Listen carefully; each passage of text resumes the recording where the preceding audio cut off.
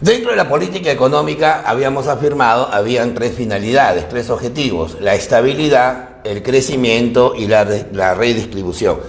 Muchachos, notemos que cada uno es consecuencia del anterior. No podemos redistribuir la riqueza mientras ésta no haya crecido. Para repartir riqueza, primero hay que crear riqueza. Y no podemos crecer mientras no tengamos la casa en orden, mientras no tengamos una estabilidad.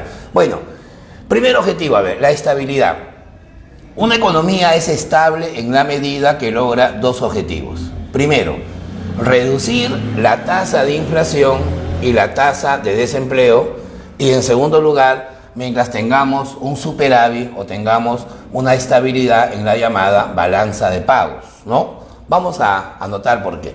A ver, ¿por qué tenemos que bajar la inflación? Porque la inflación tiene consecuencias evidentemente funestas, ¿no?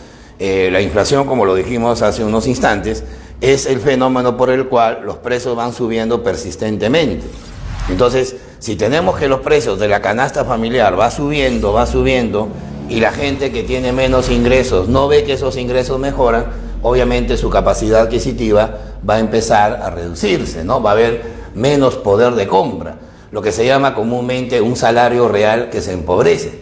Si la gente se empobrece, baja su capacidad de consumo. Entonces hay toda una cadena negativa que genera la inflación. Por eso, mientras tengamos una inflación solapada, moderada, muy rectante, muy reducida, vamos a lograr la estabilidad económica. ¿Está bien?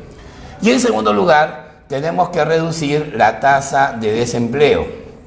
¿Por qué el desempleo? Por lo que ya hemos visto, es un problema de carácter social. Hay que notar algo, ¿no? Según la información de varias ONG, del mismo INEI, de muchas universidades en nuestro país, la informalidad en el Perú es un mercado que abarca casi el 80% de la economía. Y dentro de esa informalidad, más de la mitad está subempleada. Entonces, el problema del desempleo genera un problema mediático que es el subempleo. El subempleo significa persona que no cubre su canasta, o persona que no cumple con las formalidades de un mercado laboral, ¿no? Por eso tenemos un desempleo encubierto, ¿no? O un desempleo disfrazado. Entonces, poca inflación y gente menos parada significa tener pues una economía más estable en lo político y en lo social. Y el superávit, que significa saldo favorable de la balanza de pagos. ¿Por qué? Porque mientras el país tenga unas exportaciones que vayan creciendo más allá de lo que importamos, vamos a ganar divisas, vamos a ganar dólares.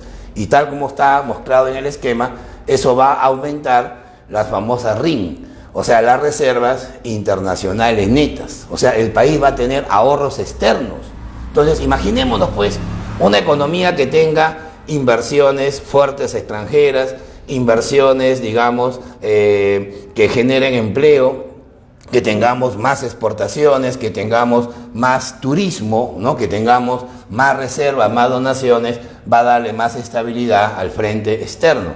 Y si a esto le sumas tener poca inflación y poco desempleo, significa una economía con cierta estabilidad.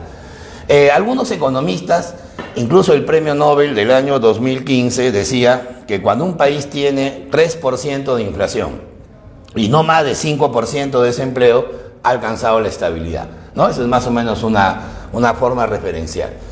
A ver, el crecimiento. El crecimiento viene a ser, obviamente, la expansión de la producción nacional.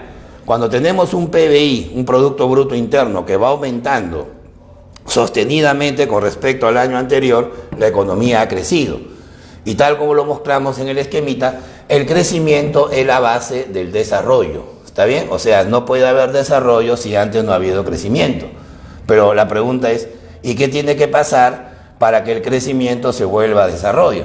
Obviamente tiene que pasar esto que está mostrado, que nuestro PBI aumente, pero más rápido, en una proporción muy superior al aumento de ¿quién? De la población, ¿no? ¿Por qué? Porque si en la economía de un país el PBI crece más que la población, entonces la producción por habitante, ¿no? Lo que se llama el producto per cápita, el producto por cabeza, va a ser mucho mayor y le va a dar un bienestar superior pues a cada economía, ¿no? Pongamos un ejemplo, mira, a ver, vamos a compararnos con la economía chilena. Chile es un país cuyo PBI es un poquito más, digamos, extenso que el del Perú. Digamos que hay un empate técnico, ¿no? El PBI del Perú y Chile son lo mismo, pero el problema es el tamaño de la población. Mientras allá no pasan de 20 millones, acá somos más de 32 millones. Entonces, tienes la misma torta, pero con más invitados en el país. Entonces, eso va a generar que el nivel de vida en el Perú sea, pues, ¿no?, casi la mitad de lo que es el nivel de vida en Chile, ¿no? Debido a que tenemos una diferencia poblacional y de riqueza, ¿no? Un país será desarrollado en la medida que su PBI sea cada vez más alto, pero no a nivel global, sino a nivel por habitante, ¿no?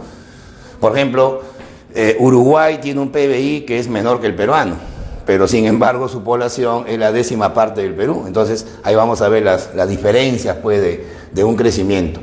¿Qué tiene que hacer un país para poder crecer? Obviamente elevar su consumo, elevar su inversión privada, elevar su gasto fiscal y elevar su comercio exterior. De esa manera el país podrá alcanzar la base del llamado desarrollo. Aunque para que el crecimiento se vuelva desarrollo, también se requiere otros elementos ya de carácter social. Por ejemplo, mejorar la educación, ¿no? Reducir deserción escolar, ¿no? Y además también mejorar la calidad de vida de la población, que significa tener más esperanza de vida, ¿no? Más esperanza de vida significa tener más años por vivir a partir de un cierto nivel referencial, ¿ya? Y por último tenemos la redistribución. Este es el tema de repente más picante, socialmente más difícil de conseguir, porque tiene que ver con la reducción ¿de qué? De las brechas sociales. Un dato para compararnos, volvemos nuevamente al país del sur. Chile tiene más producto por habitante que nosotros, o sea, nos duplica prácticamente, ¿no?, la producción per cápita. Pero si analizamos cómo está repartida esa producción, ¿no?, por ejemplo, en Chile el 2% de la población se considera muy rica. Y ese 2% tiene casi el 60% del ingreso nacional, o sea, de lo que la economía produce cada año. Si imagínate, el 2% más pequeño de la población tiene más de la mitad de la riqueza del país, mientras que un 40% de la población no llega ni al 20% de la riqueza. Entonces, eso demuestra que los países pueden tener mucha riqueza, pero si está mal repartida, va a generar un problema de equidad, ¿no?, un problema de brecha social. Y esa brecha social se reduce mediante las políticas públicas, ¿no? O sea, el Estado puede manejar impuestos, puede manejar subvenciones, ¿no? Es como decir, un programa asistencial, por ejemplo, Caliwarma, ¿no? Caliwarma es un programa de alimentación a los escolares, pero no lo vas a dar en un colegio, pues, particular, lo tienes que dar en los colegios públicos más vulnerables. Ese es un problema de redistribución de la riqueza. O sea, el Estado tiene que quitarle al que tiene para darle al que no tiene, justamente a través de las políticas fiscales, ¿no? Y esto se muestra claramente aquí en el esquema que presentamos en esta pequeña pirámide. Un 4% de peruanos son ricos, pero mira cuánto tienen, 36% del PBI. Mira, la diferencia es grande, ¿no? Los que son holgados, o sea, no son ricos, pero satisfacen todas sus necesidades, son el 16% de la población. Ellos tienen el 20% del PBI. O sea, mira, son más, pero tienen menos de la riqueza. O sea, ahí se ve ya la brecha, ¿no? Es más, podemos decir, más de la mitad de la riqueza la tiene el 20% de la población. O sea, lo cual demuestra, pues, una brecha social enorme, ¿no? En lo que llamamos comúnmente clase media, es el 50% de la población. Eso es un dato que ha mejorado bastante con respecto a hace 30, 40 años atrás. La clase media llegaba al 15, 16%. Lo que pasa es que esa clase media en nuestro país la tenemos en dos campos, en el campo consolidado y en el campo emergente, ¿no? Consolidado significa que es una clase media tradicional. En cambio, la emergente es la que un día es clase media y al día siguiente puede ser pobre, ¿no? O sea, puede empobrecerse muy rápidamente, ¿no? Esa es la mayoría de la población.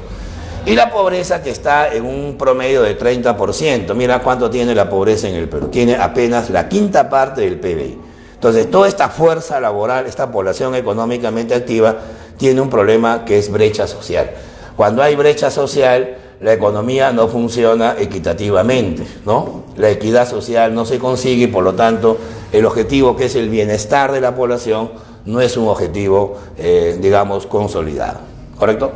Gracias.